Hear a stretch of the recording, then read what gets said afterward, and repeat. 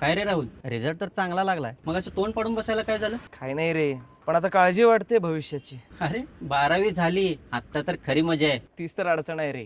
12वी झाली, पुढे काय? आता पुण्या मुंबई सारख्या शहरात जाऊन शिक्षण घ्यायचं म्हटल्यावर तिथं राहण्याचा खाण्याचा हा सगळा खर्च बाबांना कसा परवडणार? आणि माझ्यासोबतचे तर सगळेच मित्र चाललेत आता मोठ्या शहरात. अरे मग तू जा ना, तू तर रँकर आहेस. हीर तीच तर अडचण आहे. मोठ्या शहरात मला जमेल का? आणि शिवाय मला शांत लायब्ररी, चांगलं जेवण असणारं कॅन्टीन आणि सोबतच सुरक्षित हॉस्टेल सुद्धा हवंय. तर एवढ्या सगळ्या गोष्टी हव्या असतील तर आपल्याला शहराशिवाय पर्याय नाही. बस, आणि यासाठी तू एवढा विचार करतोयस? लांब कशाला जातोयस? आपल्या विट्यातच आहे की आदर्श कॉलेज. पण मला हव्या असतील त्या सगळ्या फॅसिलिटीज आहेत तिथे. नक्कीच, तुला हव्या असलेल्या सगळ्या फॅसिलिटीज तिथे सहज मिळतात. फर्स्ट क्लास शिक्षण तर आहेच, त्यासोबत शांत आणि प्रशस्त अशी लायब्ररी, घरच्या जेवणाची चव देणारं कॅन्टीन आणि सुरक्षित अशी हॉस्टेल, हे सगळं आहे. काय सांगतोस खरंच? आणि ते सुद्धा पुण्या मुंबई सारखी दगदग न करता.